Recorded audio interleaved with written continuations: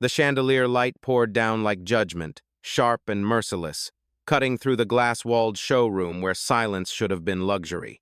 Instead, it was pierced by 6 words, flung like a blade. "You must be lost. Get out." The voice belonged to her. The dealership manager in a tailored black blazer, blonde hair sculpted into authority, finger leveled at a man in a gray hoodie. The man did not move. He did not blink. He stood in dark denim and worn sneakers, calm as stone. Around them, the air thickened. Shiny supercars, yellow, white, red, seemed to glisten harder under the tension. Employees stiffened like soldiers waiting for orders. A few wealthy guests looked up from champagne flutes, curiosity flashing in their eyes. And one young man, leaning beside a Lamborghini, raised his phone ever so slightly, the red record light like a tiny beacon. "Sir," the manager's voice grew louder, sharper, "this is a luxury dealership. We don't entertain imposters in hoodies. You need to leave now." Her words hit the marble floor like gavels. And still, he remained. Inside, his silence was not shame, but calculation. He had heard these words before at 22, when he first walked into a showroom with a student loan check and was told, "This isn't your world." At 29, when his credit was flawless but the salesman refused to hand him the keys. At 36, when his investment firm bought its first dealership and the staff still asked him to wait outside. Now, years and empires later, the insult returned. Same tone, same finger-pointing, different consequences. He inhaled slowly, the hoodie rising like a quiet flag of defiance. The manager leaned closer, sneer curling across her lips. "Security's on standby. Either you leave or they make you." The room shifted. A low ripple of whispers spread through the crowd. The young trainee at the back swallowed hard, eyes darting between his boss and the man in the hoodie. Something about his stillness unnerved her. And then her voice cracked like thunder. "You don't belong here." The chandelier trembled faintly above, catching its own echo. But the man's voice, when it finally came, was calm enough to slice steel. "I'll stand right here." The entire showroom froze. Before we continue, where are you watching from? Drop your city or country in the comments below. And if you believe in dignity and justice, hit like and subscribe. These stories spark change. And we're glad you're here. Now, back to him. The man in the hoodie wasn't lost. He walked into that luxury showroom on purpose, every step deliberate, every glance measured. His name, though no one here knew it was Jordan Miles, 42 years old, founder of a holding company that controlled more dealerships than the entire state had counties. But he came alone, no entourage, no watch heavy with diamonds, no tailored suit to announce his bank account before he spoke, just a gray hoodie, dark jeans, and sneakers softened from years of wear. Because today wasn't about cars. It was about people. Jordan had built his empire on one principle. How they treat you when they think you're powerless reveals who they truly are. So he dressed down, disappeared into the role of an ordinary man. And as expected, the disguise worked too well. The blonde manager's eyes had scanned him once and written the verdict, unworthy. Her finger pointed not just at him, but at every version of him the world had dismissed before. At 19, working 2 jobs, he saved enough for his first down payment. He walked into a used car lot, proud, ready. The salesman never looked at his credit report. Instead, he laughed. "Kid, that hoodie doesn't buy you respect. Try the bus." Jordan walked away that night humiliated, but not defeated. At 27, after selling his first tech startup, he stood in another dealership with cash in the bank. They handed brochures to everyone but him. A family of 4 walked in behind him, white, middle class, less qualified, and still, the keys were offered to them first. Now, decades later, he owned more than dealerships. He owned the silence after insults like this. Inside the showroom, Jordan moved closer to a silver Lamborghini, his reflection sliding across the polished hood. The car gleamed with perfection, yet the atmosphere around him was anything but. The young trainee still hovered near the corner, torn between obedience and conscience. Guests whispered behind champagne glasses. And the manager smirked, misreading his calm as surrender. "Sir," she pressed, "cars like this cost more than you'll ever make. Don't waste our time." Jordan's lips curved, just slightly, not a smile, something sharper. He didn't speak yet, because silence, in his world, was not weakness, it was preparation. And for everyone watching, the test had just begun. The silence didn't last. It never does in places like this. From behind a row of gleaming Bentleys, another salesman appeared mid-30 seconds, sharp suit, sharper smirk. His name tag read Ethan Wells, but his tone screamed something else. Superiority. "Well, this is new," Ethan said, circling Jordan like a hawk around prey. "A hoodie in the Lamborghini section. Sir, maybe the pre-owned lot down the street would be more in your price range." A ripple of laughter slipped from one of the guests, a wealthy couple sipping champagne near a red Ferrari. The sound wasn't loud, but it cut through the showroom like glass breaking. Jordan didn't move. He studied Ethan the same way one studies a crack in a wall calm, certain it would collapse on its own. Ethan leaned closer, voice dropping to a mock whisper, but loud enough for the nearby clients to hear. "Do you even know what that car costs? It's more than your lifetime earnings, Hoodie boy." The manager folded her arms, pleased at the performance. Security lingered near the glass doors, waiting for her signal, but not everyone was entertained.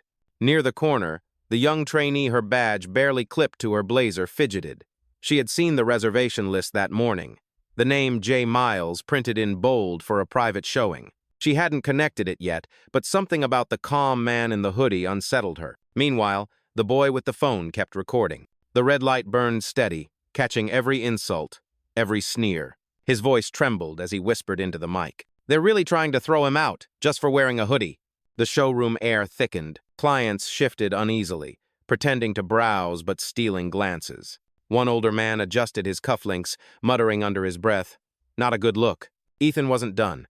He gestured at a golden Lamborghini, its hood reflecting chandelier light like a stage spotlight.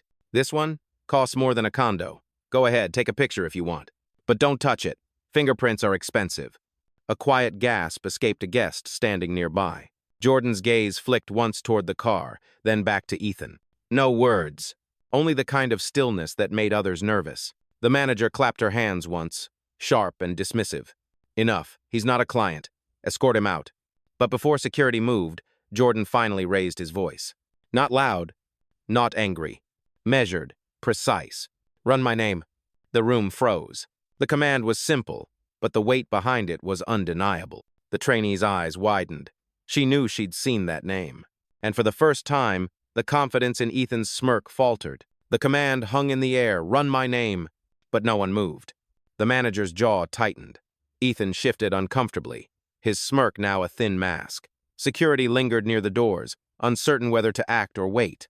And in the middle of it all, Jordan Miles stood unmoved, hoodie draped like armor. He did not explain. He did not plead. He did not raise his voice, because Jordan understood something they didn't. Silence has gravity. The longer he held it, the heavier it pressed down on everyone in that room. The chandelier light seemed harsher now, bouncing off polished cars and cold marble, illuminating tension instead of luxury. Guests shuffled, restless. The young trainee's hands clenched at her sides. The boy with the phone whispered again, this time louder. "He's not even yelling. Why does this feel so wrong?" Jordan's stillness was deliberate. At 24, he'd been thrown out of a dealership for daring to ask about financing. Back then, silence had been forced on him by shame, but now it was choice. A weapon sharper than any outburst. The manager tried to break it. "You think one name means anything here?" she snapped, her voice echoing across glass walls. Ethan chimed in quickly, grasping at confidence. "Yeah. What, you got a cousin who works valet?" Jordan's eyes didn't leave Ethan's. No anger, just a gaze steady enough to make a man confront his own reflection. The room felt smaller with every passing second, like the marble floor itself leaned toward him, demanding respect. One of the champagne guests finally spoke, voice uneasy. Maybe check the system?" The manager shot him a glare sharp enough to silence. "This is my showroom," she declared. "We don't waste time validating frauds." Jordan inhaled slowly, the hoodie rising again like a tide. He could have spoken then, could have corrected her. But instead, he let the weight of her arrogance build higher, brick by brick, knowing that when it collapsed, the fall would be spectacular. The young trainee's throat tightened. She opened her mouth, then shut it again, caught between fear of her boss and fear of what silence would cost. Jordan turned slightly, brushing his fingers lightly along the air above the Lamborghini's hood, not touching, just near enough to make Ethan flinch. Then his hand fell back to his side. No words, no fight, only calm. And in that calm, The entire showroom began to crack. The silence had weight so heavy that others finally felt crushed by it. The boy with the phone couldn't hold back anymore. His voice broke the hush, shaky but audible enough for the showroom to hear. "They're kicking him out, just because he's wearing a hoodie. This is discrimination right here." Gasps and murmurs rippled through the glass hall. Two guests near the Maserati display exchanged looks, one raising an eyebrow, the other muttering, "Maybe don't film." But the red light on the phone kept burning, capturing every insult, every second of hesitation. The manager's head snapped toward the boy. "Put that down. Recording is not permitted in this dealership." But he didn't stop. His hand trembled, yet he held the phone higher. "No, people need to see this. He hasn't done a thing, and you're treating him like a criminal." Jordan didn't intervene. He didn't need to. He simply stood in that pocket of tension, the center of a storm gathering around him. The trainee at the edge of the showroom felt her pulse hammering. She had seen his name, J. Miles, stamped on the morning schedule for a private showing. She knew protocol. She knew he was supposed to be here. Yet her manager's words lashed against him like a verdict. Her conscience clawed at her. "Speak. Say something." But her voice lodged in her throat, tangled in fear of losing her job. Across the room, the wealthy couple with champagne whispered to each other, their smirks thinning. The woman adjusted her pearl necklace, uneasy now. The man glanced at Jordan, then quickly away, guilt flickering before denial returned. Another guest, an older black man in a navy blazer, stepped forward slightly. His voice was calm, but it carried through the space. "He hasn't raised his voice once. Why are you treating him like a threat?" That question sliced deeper than any insult. The showroom fell into a restless hush, broken only by the faint hum of air conditioning and the echo of shoes shifting on marble. The manager's face flushed red. "Because I know his type, pretenders, scammers, and I won't have them dirtying my floor." The word dirtying clanged like metal. The trainee flinched. The boy with the phone gasped. The older man clenched his jaw. And still Jordan stood silent. Unshaken, unmoving. He let their words pile higher, brick after brick of prejudice, building a tower that would soon collapse under its own weight. The chandelier above gleamed brighter, almost mocking the ugliness below. Guests shifted, alliances forming in silence. The boy kept filming. The trainee's fists curled tight. The room wasn't just watching anymore. It was choosing sides. The older man's words still lingered in the air. "Why are you treating him like a threat?" But the manager pounced on it like a spark she needed to crush. "Because he is a threat," she snapped, her voice echoing off the glass walls. "A threat to this dealership's reputation. A threat to the safety of our clients. Do you really think someone in a hoodie came here to buy a Lamborghini? Don't be naive." Her words cut sharp, slicing through the room. Gasps followed. One woman shook her head, whispering to her partner, "That's too far." But others stayed quiet, eyes down, complicit in silence. Ethan stepped in, feeding the fire. "Ma'am, you're right. He's wasting everyone's time. Probably here to film some stunt for clicks. Look at him. Does he look like he belongs behind the wheel of a $200,000 car?" His smirk widened as if the insult itself validated his authority. The trainee's chest tightened. She wanted to scream, "Yes, he does," but fear pinned her voice down. At the door, security shifted. A tall man in a navy jacket with a dealership badge. He rested his hand near his earpiece, waiting for the call to remove Jordan. The boy with the phone whispered into the mic, "This is getting bad. They're about to drag him out." Jordan didn't move. His calm presence contrasted so violently with their chaos that it made the tension unbearable. The manager took a sharp step forward, heels clapping against marble. She pointed again, her finger trembling not from fear but from fury. "You are not a client. You are not welcome here. And if you don't leave now, I will personally have you thrown onto the street." The words hit harder than any shove. The older black man clenched his jaw, stepping forward. But Jordan's stillness stopped him. Jordan inhaled, exhaled, hoodie rising and falling in slow rhythm. He had seen this scene before different faces, same tone. At 29, a banker had called him high risk even with collateral on the table. At 36, an investor laughed at his jeans during a meeting that would later make him millions. Now, at 42, the insult echoed again. And still, he did not flinch. The manager turned sharply to security. "Remove him, now." The guard hesitated. The room was watching. Phones were out. Whispers ran like current through the space. But Ethan barked louder. emboldened. "You heard her. Get him out before he embarrasses himself further." The words spread like smoke, choking the room. The boy's phone shook in his hand. The trainee's fists clenched tighter. The older man's stance hardened. And Jordan? He remained anchored, silent, as if waiting for the perfect moment to let the weight of their arrogance crush them under its own gravity. The order rang out sharp. "Remove him. Now." Security moved. A tall guard stepped forward, shoulders squared, the Navy badge on his chest gleaming under the chandelier. His shoes struck the marble with a rhythm that sounded more like judgment than footsteps. He stopped in front of Jordan, close enough that the tension crackled between them. "Sir, hand me your bag," the guard demanded, voice clipped. Jordan didn't carry a bag. He stood empty-handed, hoodie pocket flat against his chest. The guard's brow furrowed. "Then step outside. You don't belong here." That phrase again, those 5 words, heavy and bitter, "You don't belong here." They echoed off the glass walls, bounced across the polished hoods of a dozen cars, and landed on every ear in the room.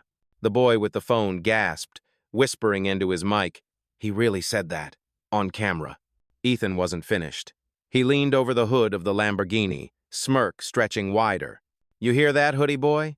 Even security knows. These cars aren't for you. Maybe check the pawn shop down the street, bet they've got a nice 10-speed bike with your name on it." Laughter. Cruel, thin, nervous. It slipped from one of the champagne guests, though it died quickly when eyes turned toward him. The trainee's stomach twisted. She'd heard enough. Her lips parted, but no words came. Her manager's glare froze her in place like ice. The guard extended his arm. Not a request anymore. A firm hand on Jordan's shoulder. Gasps shot through the showroom. One woman clutched her pearls. The older black man stepped forward, outrage clear in his eyes. "Don't touch him, he hasn't done a thing." The guard's grip tightened. Jordan's body didn't move, anchored as if the marble itself held him steady. His gaze lifted slowly, locking on the guard's face, calm, unblinking, unafraid. The silence that followed was louder than any protest. Ethan tried to fill it, voice dripping with mockery. "You see that? He won't even fight back. That's what happens when you don't belong, you fold." But Jordan didn't fold. His voice, when it came, was quiet, controlled. "Touch me again," he said evenly, "and you'll regret it in ways you can't yet imagine." The room froze. The chandelier above seemed to tremble in its chains. The boy's camera shook. The trainee's chest rose and fell like she'd just run a marathon. For a heartbeat, no one moved. And in that heartbeat, the line had been crossed. The guard's hand lingered on his shoulder, the insult still burning in the air. Jordan's eyes didn't flicker. Instead, his hand slid calmly into the pocket of his hoodie. For a moment, the room seemed to hold its breath. Was he going to resist? Argue? Leave? Number. He pulled out a phone. Sleek, matte black. No case, no scratch as an object as precise as the man holding it. He lifted it to his ear, voice steady enough to slice through marble. "Carla," he said, "initiate protocol." "Aye." On the other end, the reply came instantly, clear enough for those nearest to hear. "Understood. Protocol engaged. You'll have full system access in 30 seconds. The room stiffened. Guests exchanged glances. The boy with the camera nearly dropped his phone. The trainee's eyes went wide, Carla. That was the name she'd seen on dealership-wide memos. Corporate memos. The manager scoffed, forcing a laugh. "Oh, please. Protocol? What is this, some little game? You think one phone call changes anything here?" But Ethan's smirk twitched. He knew that name, too. He had ignored it before, dismissing it like he dismissed the man in the hoodie. But now, hearing it spoken with such calm certainty, his confidence cracked. Jordan didn't answer the manager. He just kept his phone to his ear, nodding once, eyes locked forward. Carla's voice returned, crisp and deliberate. Confirmation received. Location, Midtown Luxury Motors. I've started pulling employee logs. Bias reports flagged. Stream is live to corporate review. The words cut sharper than any insult. Corporate review. The trainee's breath caught. She knew what that meant. Every word, every action, every insult, it was all being recorded, not just on phones, but inside the company itself. The manager's voice rose, louder, sharper, as if volume could drown out the truth. "You're bluffing. This is a stunt. Security, remove him now." But the guard hesitated. His hand loosened on Jordan's shoulder. His eyes darted to the phone, to the calm man who spoke with the tone of someone used to being obeyed. The older black man in the blazer stepped forward, folding his arm. He's not bluffing, and you're about to find out. The boy with the phone whispered again, voice shaking with awe. Did you hear that? Corporate's watching. Oh my God, this is real. Jordan lowered the phone slightly, just enough for the room to hear his next words. You called me a fraud. You said I don't belong. Let's see how long you belong once the system does its work. Gasps. Silence. The first cracks appeared not in Jordan, but in the people around him. The chandelier above didn't tremble now. The fear did. The phone call ended with a single tone, sharp and final. Jordan lowered the device, slid it back into his hoodie pocket, and finally let his eyes sweep across the room. The silence that followed was unbearable. Every breath, every shuffle of shoes, every nervous cough seemed amplified under the chandelier's glow. He exhaled once, slow and controlled. Then he spoke. You wanted to know who I am. His voice wasn't raised. It didn't need to be. Every syllable carried the weight of a gavel. I'm Jordan Miles, founder and CEO of Miles Automotive Group, the holding company that owns this showroom, this dealership, and 7 others in this city alone. The words detonated in the room. Gasps ricocheted against glass walls. The boy with the phone nearly dropped it, whispering, Oh my God, he owns it. He actually owns it. The trainee's mouth fell open, eyes wide, recognition slamming into her like thunder. She remembered the memo that morning, private showing, J. Miles. The manager froze, her confidence evaporating in real time. No, she muttered, her voice cracking. No, that can't, this is... But Jordan didn't give her space to recover. You pointed at me and called me a fraud. You told me I didn't belong in my own house. The older black man in the navy blazer nodded, satisfaction flashing in his eyes. Now it makes sense, he said aloud, so everyone could hear. That's why he never raised his voice. Ethan's smirk shattered, his face drained pale, words fumbling out. I didn't know, I was just... You were just proving me right, Jordan cut in. His tone was calm, surgical. You judged me by a hoodie, not by fact. And that decision will cost you. The guard stepped back, hand falling from Jordan's shoulder like it burned. His posture shifted instantly from authority to apology. Guests who had laughed now looked away, shame heavy in their silence. One woman whispered, He owns it, as though saying it aloud could undo what had just happened. The trainee, emboldened now, finally spoke up. I saw his name this morning. It was real. He had a showing scheduled. You all ignored it. Her voice shook but grew stronger as she added, You tried to erase him. Jordan's gaze didn't waver. He let her words hang in the air, giving the room one more chance to understand what dignity looked like when it stood its ground. Then he turned back to the manager, voice low but merciless. You thought the hoodie made me small, but all it did was make your prejudice visible. The chandelier light seemed to blaze brighter, illuminating faces gone pale, eyes gone wide. The reveal was complete. And the ground beneath the guilty had just split open. The reveal struck harder than any shout could have. For a moment, the showroom was silent, stunned into disbelief. Then the cracks spread fast.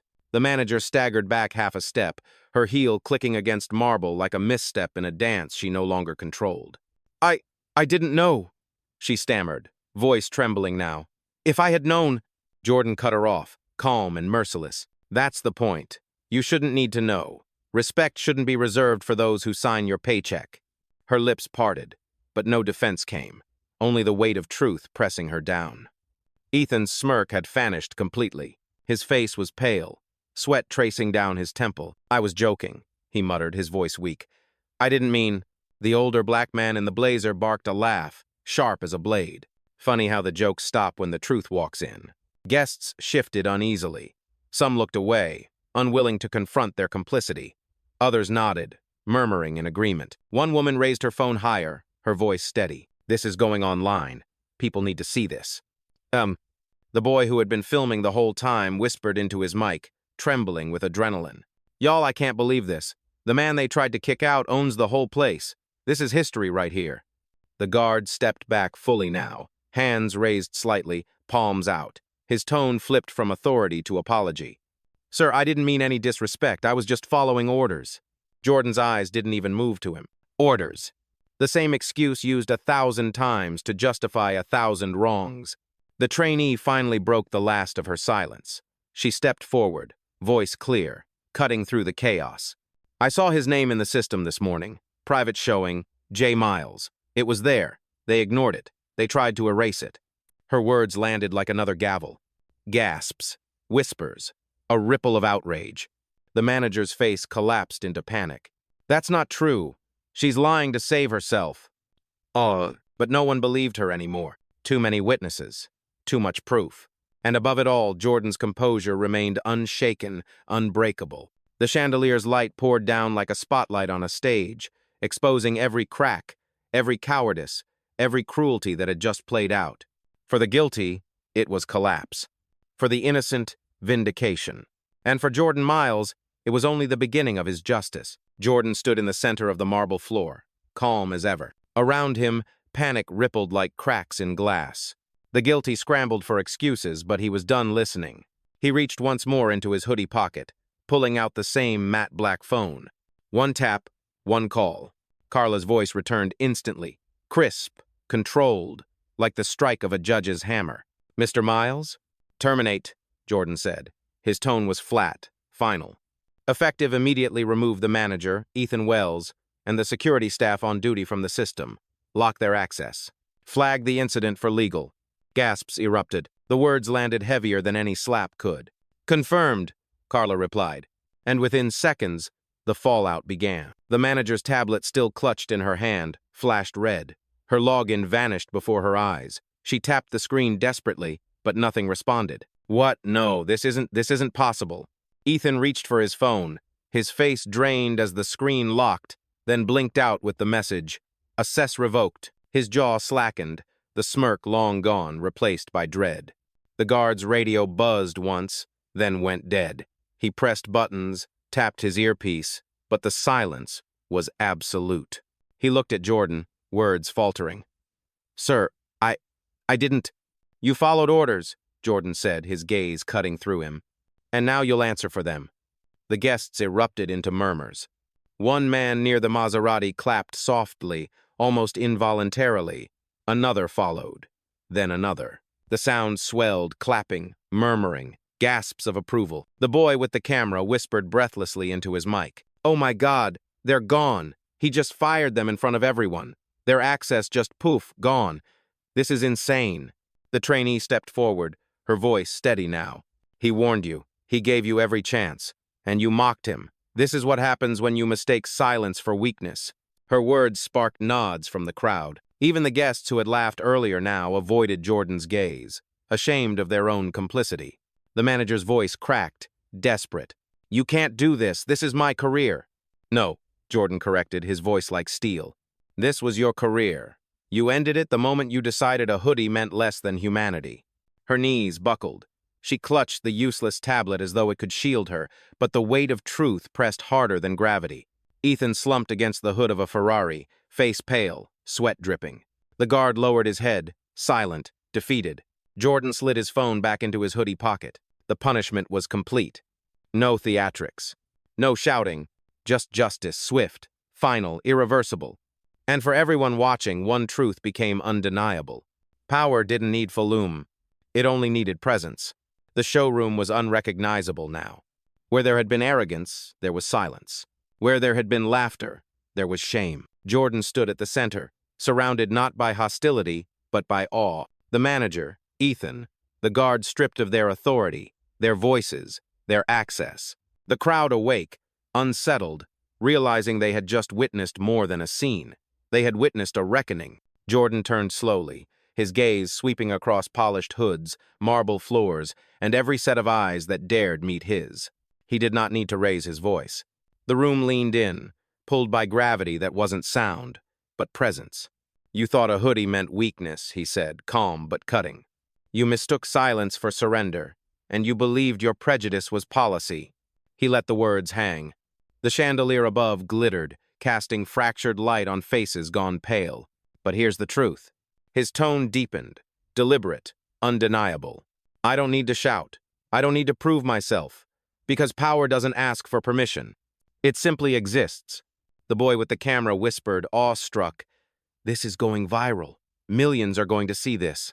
Jordan's eyes flicked toward him, then back to the crowd. "I don't need a video," he said. "I am the video. The result, the end of this story before it even begins. A hush followed, deep and absolute. Then applause, slow at first, from the older man in the blazer. Then louder, spreading across the showroom like a tide. The trainee wiped her eyes, relief flooding her features. She had witnessed something rare, not just justice, but justice delivered with dignity. Jordan took one final breath, then delivered the line that would echo far beyond these walls. "You called me a fraud in a place I own. Remember this, your words don't define me, they erase you." And with that, he turned, walking past the stunned faces, past the gleaming cars, past the shattered pride of those who had tried to strip him of dignity. The marble floor didn't swallow his footsteps. It carried them, each one a verdict, each one a reminder. Outside, the city buzzed, unaware of the storm that had just broken inside that glass-walled temple of arrogance. But soon, they would know. The phones had captured it, the witnesses had lived it, and Jordan Miles had ended it, not with rage, not with spectacle, but with the quiet force of a man who knew exactly who he was. Justice didn't need noise, it needed presence. And today, presence had spoken.